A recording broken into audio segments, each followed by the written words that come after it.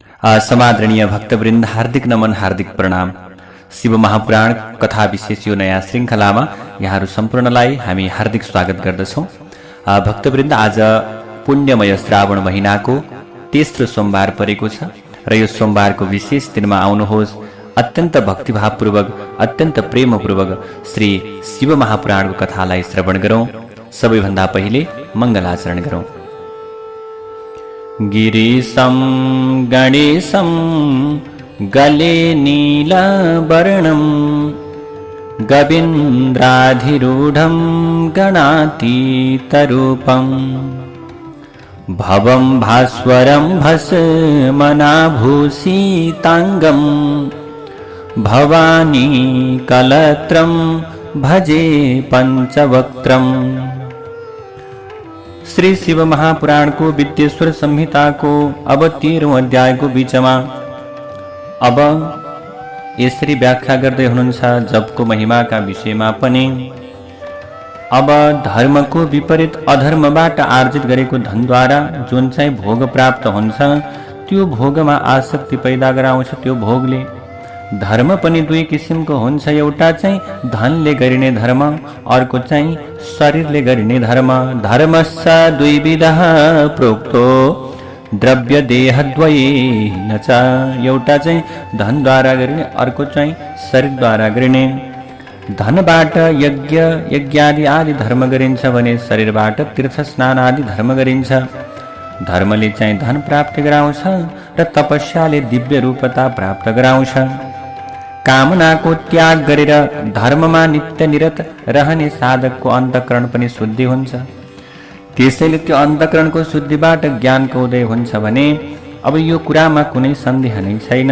सत्य त्रेता र द्वापरमा तपस्या नै सबैभन्दा बढी प्रशंसनीय हुन्छ। सत्य त्रेता द्वापरमा सबैभन्दा के हुन्छ त भने तपस्या नै गर्नुपर्छ। तर कलिमा भने द्रव्य खर्च गरेर गरिने यज्ञलाई पनि प्रशंसा मान्न सकिन्छ। अथवा यो कलियुगमा चाहिँ शरीरले र धनले दुवै प्रकारले धर्म गर्न सकिन्छ। सत्य युगमा ध्यानबाट, त्रेता युगमा तपस्याबाट, द्वापरमा यज्ञबाट ज्ञानको सिद्धि हुन्छ भने अब कलियुगमा भने अत्यन्त सजिलो छ। केवल भगवानको प्रतिमाको पूजा गर्दा मात्रै पनि ज्ञान प्राप्ति हुन्छ। त्यसैले जस्तो प्रकारको पुण्य गरिन्छ त्यस्तै प्रकारको सुख प्राप्ति हुन्छ, जस्तो पाप गरिन्छ त्यही अनुसारको दुःख पनि प्राप्ति हुन्छ। यादृशं पुण्य पापम वा तादृशं फलमे बहि। जस्तो पुण्य गरिन्छ त्यही अनुसारको सुख प्राप्ति हुन्छ, जस्तो पाप गरिन्छ त्यही अनुसारको दुःख हुन्छ। द्रव्य र शरीरको भेदबाट पुण्य र पापको घटी बढी वा नाश पनि हुन्छ। पाप हिंसा रूप वा दुःख रूप हुन्छ भने पुण्य चाहिँ अत्यन्त सुखको स्वरूप हुन्छ। पुण्य चाहिँ अत्यन्तै सुखको वास्तविक स्वरूप हुन्छ। अब यसरी हेर्दामा अब अधर्म अथवा पाप गर्नाले दुःख प्राप्ति हुन्छ भने पुण्य गर्नाले सुखको अथवा अभ्युदयको प्राप्ति हुन्छ। दुराचारबाट दुःख प्राप्त हुन्छ भने सदाचारबाट सुख हुन्छ। त्यसैले भोग र मोक्षको सिद्धिका लागि धर्मको उपार्जन गर्नुपर्छ। जुन चाहिँ दाताले 4 जना पारिवारिक सदस्य भएको कुटुम्बी उत्तम ब्राह्मणलाई अब अन्नदान गर्दछन्, जीवन निर्वाहको सामग्री प्रदान गर्दछन्, अथवा दुखी गरिबहरूलाई जसका धेरै सन्तान छन् त्यस्ता प्रकारका दुखी गरिबहरूलाई यदि सुन्दर वस्तु प्रदान गर्दछन् भने त्यो दाताले भने उत्तम प्रकारको लोकको प्राप्ति गर्न सक्दछन्। 1000 पटक चान्द्रायण व्रत गर्ने मानिसले पनि ब्रह्मलोक प्राप्त गर्छ। जुन चाहिँ व्यक्तिले अब 1000 परिवारलाई जीविका र आवास प्रदान गर्न सक्दछ उसले दान कर्मले त्यसलाई इन्द्रलोक प्राप्ति गराउँछ। यदि कुनै दाताले 10,000 परिवारको जीविका र बसोबासको बन्दोबस्त मिलाउन सक्दछन् भने तिनीहरूले ब्रह्मलोकको प्राप्ति गर्दछन्। त्यसैले मानिसले जुन जुन देवतालाई सम्झेर दान गर्छन् तिनै देवताका लोक प्राप्त गर्छन् भन्ने कुरा वेदका ज्ञाताले बताएका छन्। निर्धन मानिसले नित्य तपस्या रूप धनको आर्जन गर्नुपर्छ। तीर्थको सेवन गर्ने तपस्याबाट प्राप्त हुने अक्षय सुखलाई तपस्वी वा तीर्थसेवीले उपभोग गर्दछन्। अब चाहिँ न्यायपूर्वक गरिने धन आर्जनको विषयमा बताउनु भएको छ। ब्राह्मणले सधैँ एकाग्र चित्त भएर विशुद्ध दानलाई ग्रहण गर्नु, यज्ञ गराएर पनि धन आर्जन गर्न सकिन्छ। तर ब्राह्मणले अब दान गर्नका निम्ति, यज्ञ गर्नका निम्ति भने दीनता देखाउनु हुँदैन, लोभ गर्नु हुँदैन। अब त्यस्तै गरी आफ्नो बाहुबलद्वारा पनि धनलाई आर्जन गर्न सकिन्छ। कृषिद्वारा गाईको पालन गर्नाले गौपालनबाट, पशुपक्षी पालनबाट, अथवा भनौँ पशुपालन गरेर गाईको पालन गरेर पनि के गर्न सकिन्छ भन्दा यस्तो प्रकारले धनको आर्जन गर्न सकिन्छ। अब त्यस्तै गरी न्यायले आर्जित गरेको धनको दान गर्नाले दातालाई ज्ञानको सिद्धि हुन्छ। त्यसैले ज्ञानको सिद्धि भएपछि सबै पुरुषहरूलाई गुरु कृपाबाट मोक्षको सिद्धि हुन्छ। मोक्ष सिद्धि भइसकेपछि स्वरूप सिद्धि अथवा ब्रह्मरूपमा स्थिति प्राप्त हुन्छ। मुक्त भएको व्यक्तिले त्यसै स्वरूप सिद्धिका कारण परम आनन्दको अनुभव गर्दछ। त्यसैले भन्नुहुन्छ सुतजीले, हे सौनक मुनिजनहरू हो, मानिसहरूले सबै दुर्लभ विषयको प्राप्ति गर्नुको मूल कारण भनेको के हो त भने सत्सङ्ग नै हो। त्यसैले सत्सङ्ग भनेको सबैभन्दा ठुलो धन हो। त्यसैले सत्सङ्ग नै गर्नु पर्दछ। सत्सङ्गाद सर्वमे तद्वै नराणाम जायते द्विजाः। जस्तो सुकै कुराको प्राप्ति गर्नका निम्ति पनि सत्सङ्गत गर्नु पर्यो, सज्जनको सङ्गत हुनु पर्यो, उपयुक्त प्रकारका व्यक्तिको सङ्गत गर्नु पर्दछ। अब त्यसैले गृहस्थ सज्जनले धनधान्य आदि सबै वस्तु दान गर्नुपर्छ। कल्याण चाहने जुन समयमा जे जस्ता धनधान्य वस्तुहरू हामीले दिन्छौँ ती दानले हामीलाई सुखको प्राप्ति हुन्छ। दाताले मानिसहरूको भोक र प्यासको निवारण गर्नका निम्ति अन्न र जलको दान गर्नुपर्दछ। यसै गरी जमिन, धान्य, काँचो अन्न र 4 प्रकारका अन्न भनेको भक्ष्य, भोज्य, लेह्य र चोष्य अन्न समेत दान गर्नुपर्छ। जुन चाहिँ दाताको अन्न खाएर दान लिने मानिसले जति समयसम्म पुराण श्रवण आदि पुण्य कर्म गर्छ भने उसले गरेको पुण्य कर्मको आधा चाहिँ फल अन्नदातालाई हुन्छ। यसमा कुनै सन्देह छैन। दान ग्रहण गर्ने पुरुषले आफूले दानमा पाएको वस्तुको दान र तपस्या गरेर प्रायश्चित्त वा प्रतिग्रह जनित पापको शोधन पनि गर्नुपर्छ। दान लिइराख्ने तर आफूले दान नगर्ने हो भने त्यस्तो चाहिँ मानिस फेरि रौरव नाम गरेको नरकमा जान्छ। त्यसैले दान लिने अनि दान दिने यो प्रक्रियालाई अगाडि बढाउनु पर्छ। सधैँ लिने मात्रै तर अरूलाई नदिने हो भने भएन। पाप संशोधनम कुर्याद अन्यथा रौरवम ब्रजे। अब उत्तम गृहस्थले चाहिँ आफूसँग भएका धनमध्ये पहिलो भाग धर्मका लागि, दोस्रो भाग धन वृद्धिका लागि, तेस्रो चाहिँ भाग भोगका लागि अनि भनेर 3 भाग छुट्याउनु पर्छ।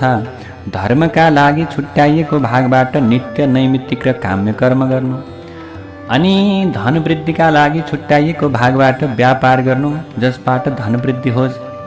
उपभोगका लागि छुट्याइएको सम्पत्तिबाट हितकारक, पवित्र र परिमित भोगहरूको उपभोग गर्नु पर्दछ। त्यसैले गृहस्थले पाप शोधनका लागि कृषिबाट आर्जित गरेको धनको 10% दान गर्नुपर्छ।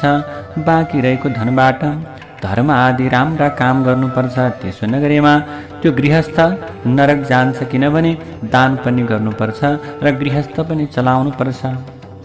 अब कुनै गृहस्थ व्यक्तिले दुखी गरिबहरूका निम्ति अन्न दिँदैन अथवा लोभ गर्छ भने उसको समस्त प्रकारको धनको कुनै अर्थ छैन। यसैले अब ब्राह्मणले चाहिँ आफूले प्राप्त गरेको असत प्रतिग्रह मलिन दानको सम्पूर्ण अंश नदीमा बगाइदिनु। मानिसले आफ्नो भोगको वृद्धिका लागि उत्तम प्रकारका व्यक्तिलाई बोलाएर दान गर्नु। बुद्धिमान मानिसहरूले अरूको दोषहरूको चियोचर्चो गर्नु हुँदैन। बुद्धिमान जो व्यक्ति छन् उनीहरूले अरूको दोषको चियोचर्चो गर्नु हुँदैन। परेषां च तथा दोषं न प्रशंसयेद विचक्षणः। दोष बुद्धि राखेर अरूका सुनिएका अथवा आफ्नै आँखाले देखिएका छिद्रहरूलाई पनि प्रकट गर्न हुँदैन। विद्वान चाहिँ मानिसले अरू मानिसको मनमा गढ्ने अथवा रोष प्रदान हुने, मन दुख्ने कुरा पनि सकेसम्म भन्नै हुँदैन। अथवा विद्वान व्यक्तिले के गर्नु हुँदैन, अरूको मन दुख्ने, अरूको मनलाई पोल्ने खालको वचन बोल्न हुँदैन। त्यसैले विद्वान चाहिँ व्यक्तिले के गर्नु पर्दछ भने राम्रोसँग कर्म गर्नुपर्छ। सन्ध्याकालमा ऐश्वर्य वृद्धिका उद्देश्य राखेर अग्निहोत्र आदि गरेका कर्महरू विद्वान प्रकारका व्यक्तिले गर्नु पर्दछ। नवदेद सर्वजन्तूनां हृदयरोषकरं बुधः। अरूको मनमा गढ्ने प्रकारको वचन नबोल्नु। अब प्रभु अनेक प्रकारका कर्महरू छन् गृहस्थहरूले गर्नुपर्ने। गृहस्थी व्यक्तिहरूले अत्यन्त धेरै अरूको उपकारका निम्ति कर्म गर्नुपर्दछ। आफूले मात्रै धनार्जन गरेर हुँदैन। अब जुन समयमा राम्रो प्रकारको कर्म गर्नुपर्ने त्यो समयमा सुन्दर कर्म नै गर्नुपर्छ। आत्मज्ञानको इच्छा गर्ने र धनको इच्छा गर्नेले विधिपूर्वक कर्म गर्दै जानुपर्छ। जुन मानिसले सधैँ ब्रह्मयज्ञमा अनुरक्त भएर देवताको पूजामा लागिरहन्छन्, अग्निको र गुरुको पूजा गर्दछन् भने ती सबै प्रकारका मानिसहरू स्वर्गलोकका अधिकारी हुन्छन्। यसरी शिव महापुराणको विद्येश्वर संहिताको सदाचार वर्णनले व्याख्या गरिएको 13औं अध्यायलाई अब प्रणाम गर्दै अब हामी 14औं अध्यायमा प्रवेश गर्दछौँ। ऋषिहरूले भन्नुहुन्छ, हे प्रभु, हजुरले हामीहरूलाई अग्नि पूजा, देवता यज्ञ, ब्रह्मयज्ञ र गुरु पूजाको क्रमैले परिचय दिएर ब्रह्म तृप्तिको विषयमा पनि बताइदिनु पर्यो। भनिसकेपछि अब सुतजी महाराजले भन्नुहुन्छ, हे मुनिजनहरू, कुनै पनि व्यक्तिले अग्निमा जुन घिउ, चामल आदि द्रव्यको हवन गर्दछ त्यो प्रक्रिया नै अग्नियज्ञ भनेर भनिन्छ। त्यो प्रक्रियालाई नै अग्नियज्ञ भनेर भनिन्छ। अग्नौ जुहोति यद्द्रव्यम अग्नियज्ञः सौच्यते। ब्रह्मचर्यमा रहेर ब्रह्मचारीहरूका लागि अग्निमा समिधाको आधान गर्नु नै अग्नियज्ञ हो। आज ब्रह्मचर्य आश्रममा निवास गर्ने व्यक्तिहरूले जबसम्म विवाह हुँदैन तबसम्म तिनीहरूले औपासन अग्निको प्रतिष्ठा गरेका हुँदैनन्।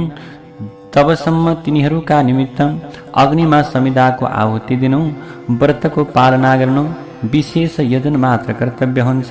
तिनका लागि यिनै अग्नियज्ञ हुन्।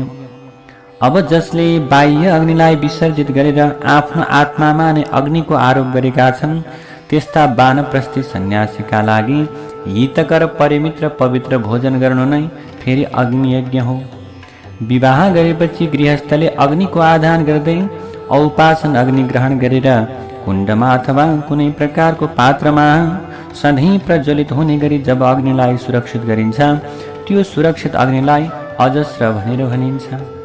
राज्य विप्लव वा दुर्दैवका कारण अग्नित्यागको भएको उपस्थित भएमा अग्निलाई जब आफै आत्मामा अथवा अरण्यमा थापित गरिन्छ तब त्यस अग्निलाई समारोपित अग्नि भनेर भनिन्छ। हे ब्राह्मण जनहरू हो, साँझमा दिइने आहुति अग्निका लागि हो र प्रातःकालमा दिइने आहुति चाहिँ सूर्यका निम्ति हो।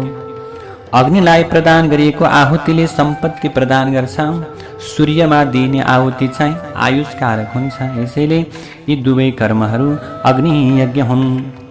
इन्द्र आदि देवताका उद्देश्यले अग्निमा आहुति प्रदान गर्नलाई अब देवयज्ञ भनेर भनिन्छ। थालीपाकद्वारा सम्पन्न गरिने चुडाकर्म, उपनयन, विवाह आदि संस्कारका साथै शालिक र पौष्टिक यज्ञहरू लौकिक अग्निमा गरिन्छ र यी पनि देवयज्ञ भनेर कहलाउँछन्।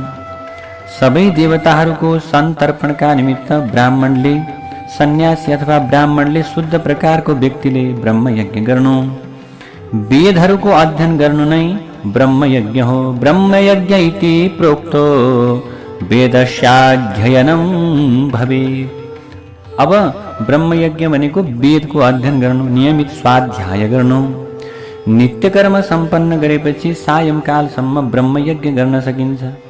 त्यसपछि रातको समयमा ब्रह्मयज्ञ गर्ने विधान छैन।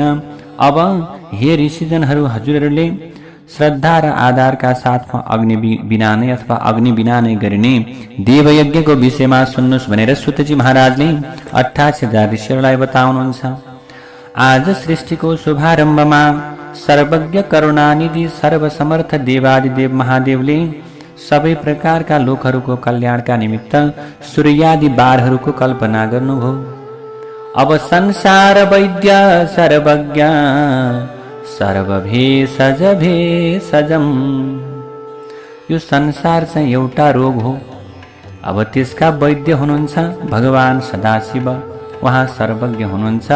उहाँ संसारमा जति पनि औषधि छन् तिनलाई प्राणवान र अमोघ तुल्याउने परम औषधि हुनुहुन्छ। त्यसैले भगवान चाहिँ कस्तो हुनुहुन्छ त भने यो संसार चाहिँ एउटा रोग हो, तर भगवान चाहिँ एउटा वैद्य हो। त्यसैले उहाँले सर्वप्रथम सबैलाई आरोग्य दिने अर्थात् स्वास्थ्यको प्रदान गर्ने आदित्यबारको कल्पना गर्नुभयो, आइतबार। त्यसपछि भगवान शिवले आफ्नी अनादि सङ्गिनी भगवती पार्वतीको प्यारो दैवी सम्पत्ति प्रदान गर्ने सोमबार रचना गर्नुभयो। त्यसपछि जन्मकालमा दुर्गतिग्रस्त हुने शिशुहरूको रक्षाका लागि आफ्ना सुपुत्र स्वामी कुमारको प्यारो बार भगवानले मङ्गलबारको के गर्नुभयो भने कल्पना गर्नुभयो। जनने दुर्गति क्रान्ते कुमारस्य ततः परम। त्यसपछि भगवानले सर्वप्रथम शिवले आलस्य र पापलाई निवारण गर्ने र सम्पूर्ण लोकको हित गर्ने उद्देश्यले संसारका पालक पालिने शक्तिका स्वामी भगवान विष्णुको अत्यन्त प्यारो बार बुधबारको परिकल्पना गर्नुभयो। त्यसपछि भगवान शिवजीले जगतको पुष्टि र आयुष्य सिद्धिका लागि आयुका कर्ता त्रिलोकीका स्रष्टा परमेष्ठी ब्रह्माजीको बार बृहस्पतिबारको कल्पना गर्नुभयो। जगद आयुष्य सिद्ध्यर्थम बारम कल्पितवान प्रभु। यसरी भगवानले रचना गर्नुभयो। अब यसपछि पहिले त्रिलोकीको समृद्धि र विकासका लागि पुण्य र पापको परिकल्पना गरेपछि तिनका कर्ता इन्द्र अनि यमका बार शुक्रबार एवं शनिबारको भगवानले कल्पना गर्नुभयो। अब यी दुवै बारमा संसारका लागि भोगदायक मृत्युञ्जय मानिएका छन्। प्रारम्भमा चाहिँ ज्योतिष चक्रमा प्रतिष्ठित आफ्नै स्वरूपका प्राणीहरूका निम्ति सुख दुःखका सूचक शिव, दुर्गा, स्कन्द, विष्णु, ब्रह्मा, इन्द्र र यम क्रमशः आइतबार, सोमबार, मङ्गलबार, बुधबार, बिहीबार, शुक्रबार र शनिबारका स्वामीका रूपमा भगवान महादेवले कल्पना गर्नुभयो। अब उत्तम फल प्राप्तिका लागि तिथिबारमा तिथि देवताको पूजा गर्दा मनुष्यले तिथि प्रकारका फलहरूलाई प्राप्त गर्न सक्दछन्।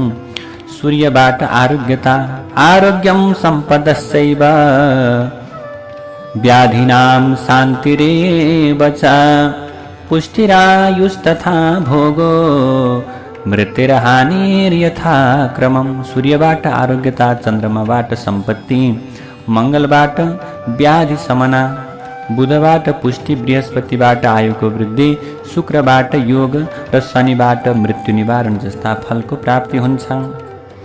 अब यसरी बारहरूमा देवताहरूको प्रेमपूर्वक आराधना गर्दा बारहरूले क्रमैले दिने माथि बताएका फलहरू साथै देवताको पूजाबाट प्राप्त हुने फल समेतका दाता चाहिँ भगवान शिवजी नै हुनुहुन्छ। त्यसैले देवताहरूको प्रसन्नताका लागि पूजाका 5वटा पद्धति तयार गरिएका छन्।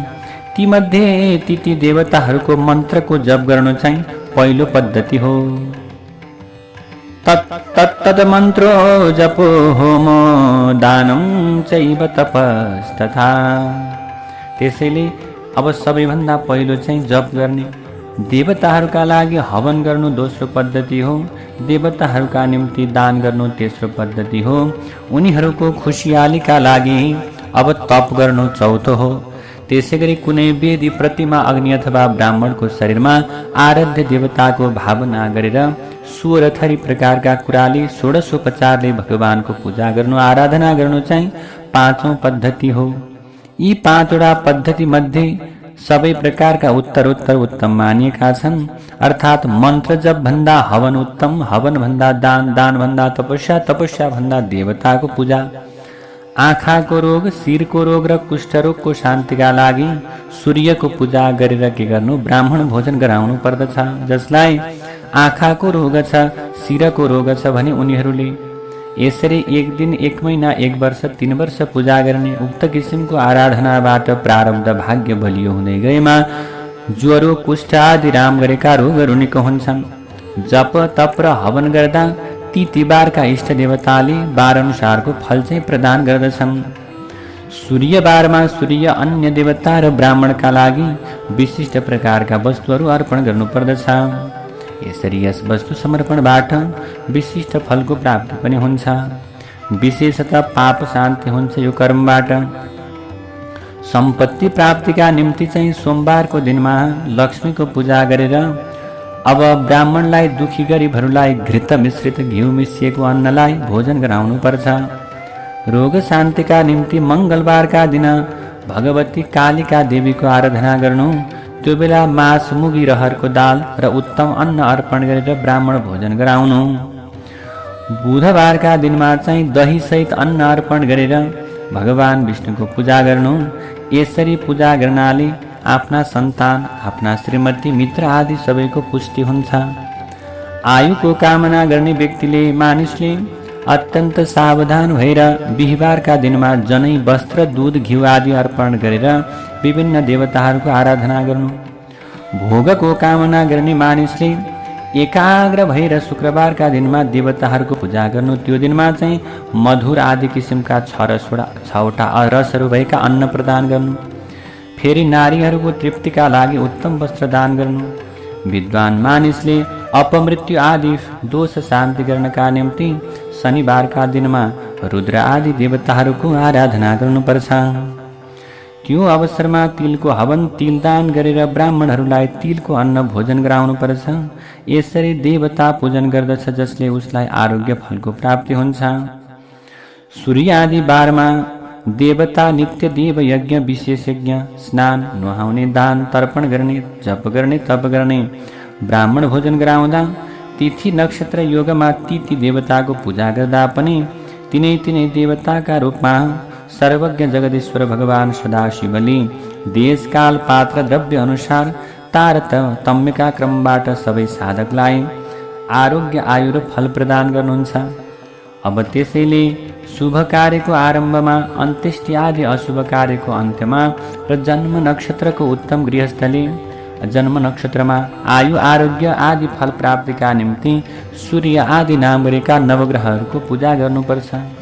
त्यसैले देवताको आराधना गर्दा सबै किसिमका अभिष्ट फल प्राप्त हुन्छन्। यो प्रकारले कर्म गर्नु। शुभ फल चाहने मानिसहरूले सूर्यादि 7 बारमा आफ्नो गक्ष अनुसार देव पूजन आदि सत्कर्म गर्नुपर्छ। निर्धन मानिसहरूले तपस्या गरेर देवताहरूलाई खुसी तुल्याउनु पर्छ भने सम्पन्न मानिसले धन खर्च गरेर देव पूजन गर्नुपर्छ। जसले माथि बताइए अनुसार 5 किसिमका पद्धति अगालेर देव पूजन गर्दछन्, ती मानिसहरूले स्वर्गको सुख भोग गरेपछि फेरि पृथ्वीमा जन्म लिन्छन्। अब अत्यन्त धनवान व्यक्तिले वृक्ष रोप्ने काम गर्नु, जलाशय बनाउने काम गर्नु, वेदको प्रतिष्ठाका लागि विद्यालय बनाउने काम गर्नु, मन्दिर एवं धार्मिक संस्था बनाउने काम गर्नु, धर्मको प्रचारका लागि अनेक प्रकारका प्रशाखा खोलेर धर्मात्माका अथवा धर्मात्मा व्यक्तिको कामका निम्ति कर्म गर्नु। यसरी उत्तम कर्म गर्दै जाँदा समयको परिपाक भएपछि त्यस्ता धनवानको हृदयमा ज्ञानको सिद्धि हुन्छ। अब यसरी जसले फेरि यो विद्येश्वर संहिता अन्तर्गतको 14औं अध्याय पाठ गर्दछन् भने पनि अथवा यसको कथालाई श्रवण गर्छन् भने पनि तिनीहरूले देवयज्ञ फलम लभेत, देवयज्ञ गरे बराबरको फलको प्राप्ति गर्दछन्। यसरी विद्येश्वर संहिताको 14औं अध्यायलाई प्रणाम गर्दै समापन गर्दै अब हामी 15औं अध्यायमा प्रवेश गर्दैछौँ। 15औं यज्ञको प्रारम्भमा ऋषिहरूले प्रश्न गर्नुहुन्छ। देशादिन क्रमशो ब्रूहि सूत सर्वार्थवित्तमा। हे सुतजी महाराज, हजुर सबै विषयका ज्ञाता हुनुहुन्छ, त्यसैले देवयज्ञ सम्पन्न गर्नका निम्ति उत्तम ठाउँ र थान बताइदिनुहोस् भनेपछि अब सुतजी महाराजले भन्नुहुन्छ, हे प्रभु, देवयज्ञ गर्नका निम्ति उत्तम ठाउँका विषयमा म बताउँछु। शुद्धम गृहम समफलम देवयज्ञादि कर्मसु।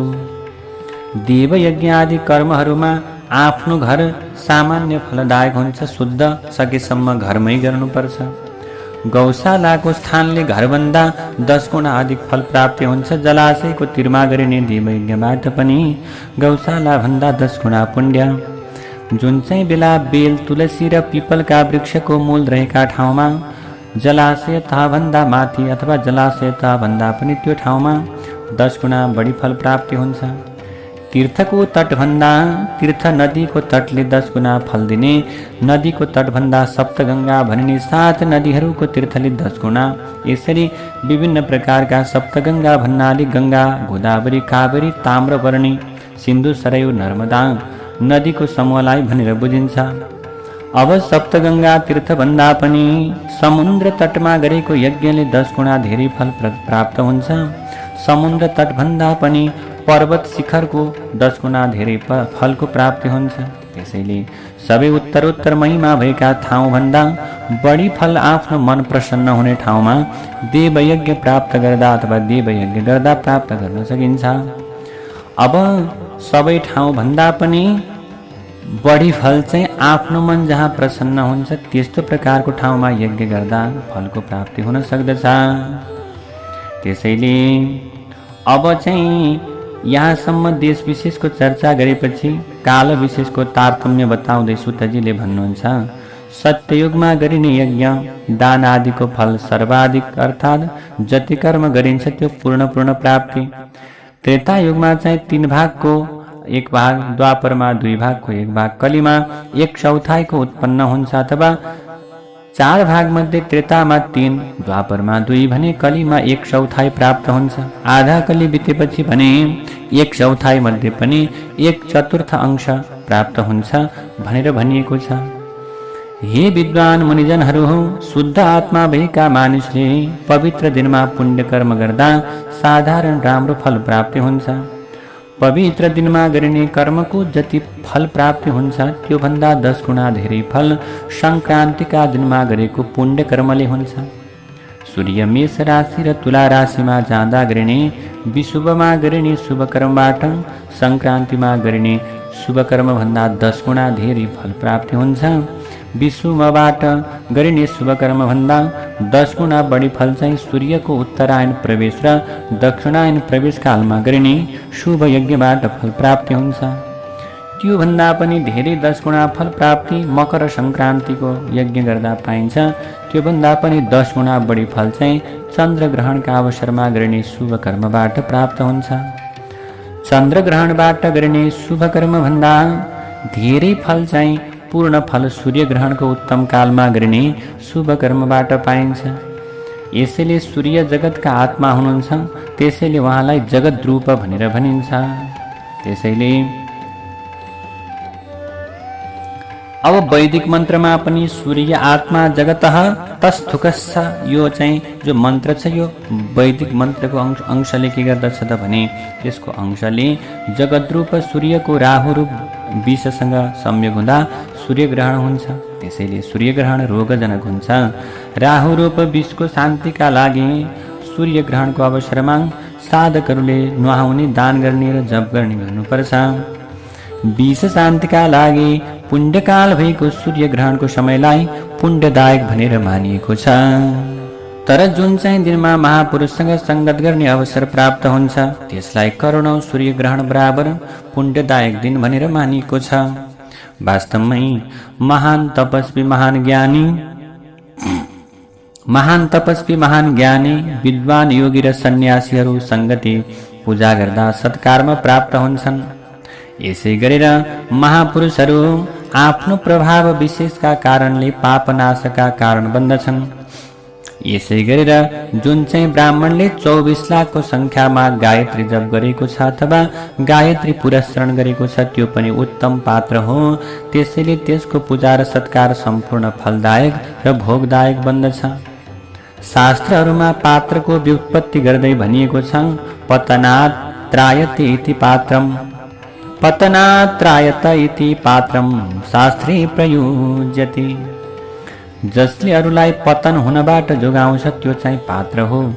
गायत्री जप गरेर तेजस्वी बनेको सुपात्र ब्राह्मणले उत्तम दातालाई पतनको मुख्य कारण पापबाट जोगाउने भएको हुँदा उसलाई उत्तम प्रकारको ब्राह्मण भनेर भनियो अथवा ब्राह्मणलाई उत्तम पात्र भनियो। यसै गरेर सबैकी आराध्या र सर्वार्थदायिनी गायत्रीको व्युत्पत्ति गर्दै भनियो, गायकम पाता त्रायते इति गायत्री, अर्थात् आफ्नो गायक अथवा उपासकलाई जसले पतनबाट रक्षा गर्दछन् तिनलाई गायत्री भनेर भनिन्छ। लोकमा धन पैसा नभएको निर्धन व्यक्तिले अरूका निमित्त केही पनि दिन नसक्छ अथवा सक्दैन, तर यो लोकमा धन सम्पत्ति भएको मानिसले अरूलाई धन दिन सक्छ। त्यसरी नै गायत्री जप गरेर शुद्ध भएको पवित्र आत्मा भएको गायत्री तेजको धनी सच्चा ब्राह्मणले आफ्नो प्रतापबाट सबैको रक्षा गर्न सक्दछ। यसरी गायत्री जपद्वारा शुद्ध भएको ब्राह्मणलाई नै शुद्ध ब्राह्मण भनेर भनिन्छ। त्यसै गरेर दान जप हवन पूजा आदि सबै कर्मका लागि शुद्ध पात्र हुन्छ। यस्तो ब्राह्मण नै दान गर्ने र रक्षा गर्ने कार्यको पात्र बन्दछ। पुरुष अथवा नारी जो चाहिँ भोका हुन्छन् ती अन्नदान ग्रहण गर्ने पात्र बन्दछन्। कुनै उत्तम समयमा गायत्री जपका कारण श्रेष्ठ पात्र मानिएको जितेन्द्रिय ब्राह्मणलाई घरमा बोलाएर उनका निमित्त सत्कारका सुमधुर शब्दका साथै द्रव्यादि वस्तु प्रदान गरिन्छ भने त्यसको दानले दाताको हृदयमा सत्य ज्ञान खुल्छ र उसले चाहेको मनोरथ पूर्ण हुन्छ।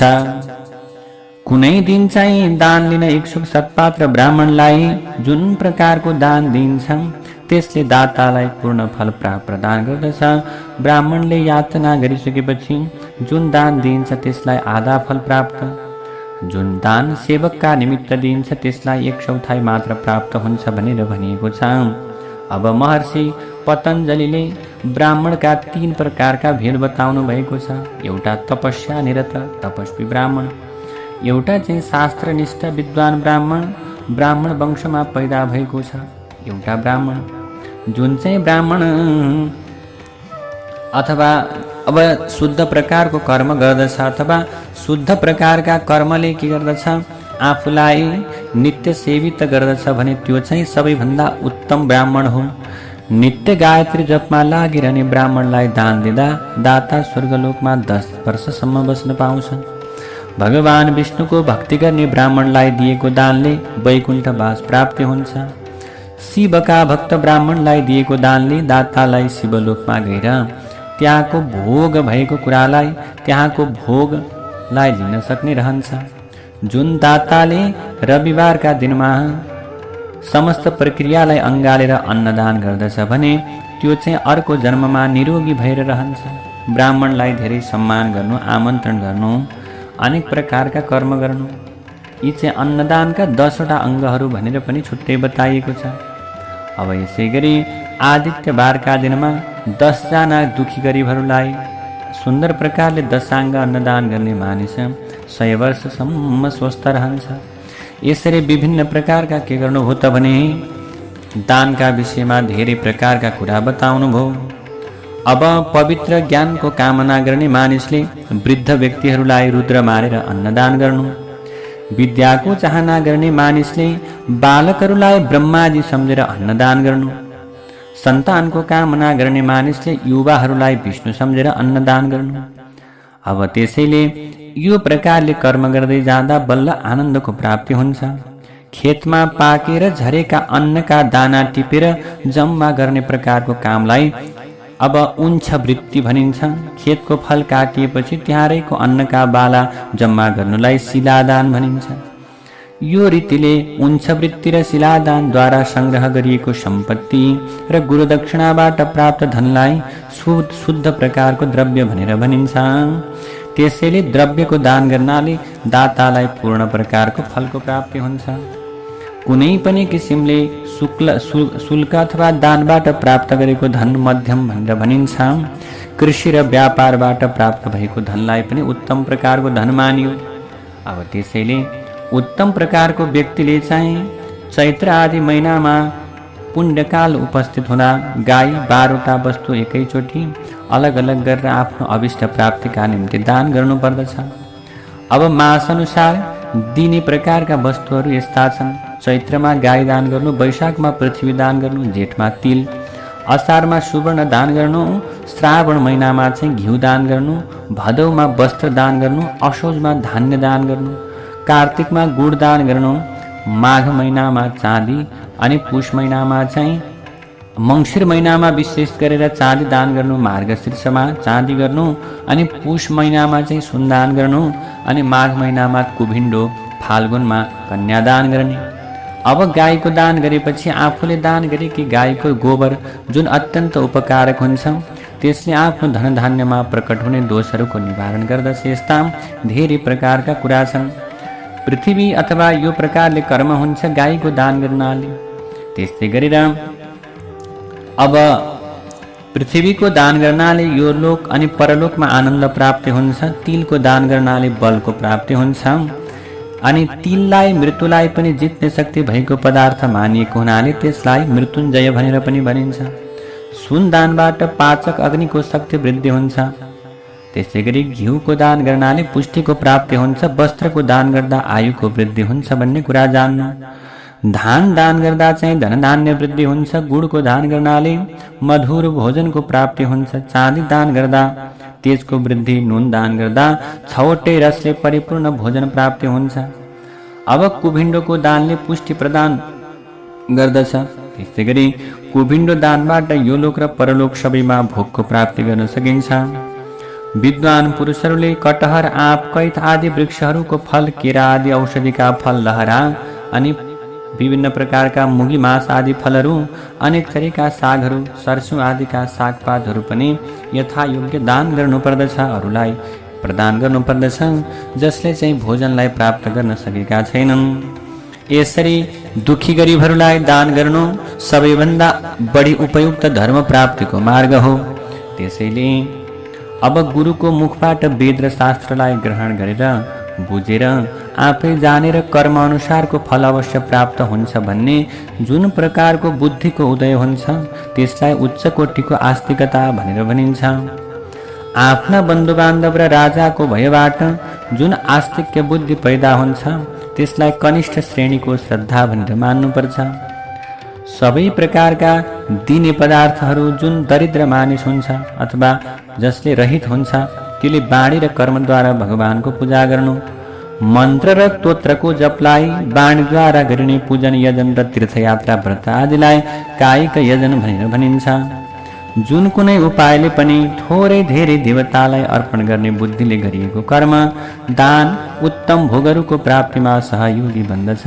मानिसहरूले सधैँ तपस्या, दान यी दुई कर्म अवश्य गर्नुपर्छ। यसै गरी सद्गृहस्थली देवताहरूका तृप्तिका निम्ति उज्जवल रङरोगन अथवा सजावट भएको सुख सुविधाले सम्पन्न दुखीहरूका निम्ति घर दान गर्नुपर्छ।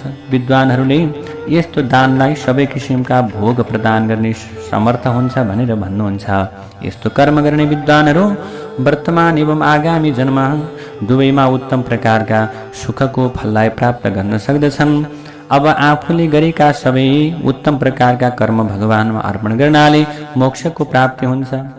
अब जसले सधैँ यो अध्यायको कथालाई पढ्दछन्, श्रवण गर्दछन् भने उनीहरूको बुद्धि चाहिँ धर्ममा लाग्दछ र उसलाई ज्ञानको सिद्धि पनि हुन्छ। जय जय श्री शिव महापुराणे प्रथमायां विद्येश्वर संहितायां देवकालपात्रादि वर्णनं नाम पंचदशोऽध्यायः। नारायण हरि हरि। तव तत्त्वं न जानामि कीदृशोऽसि महेश्वर, यादृशोऽसि महादेव तादृशाय नमो नमः।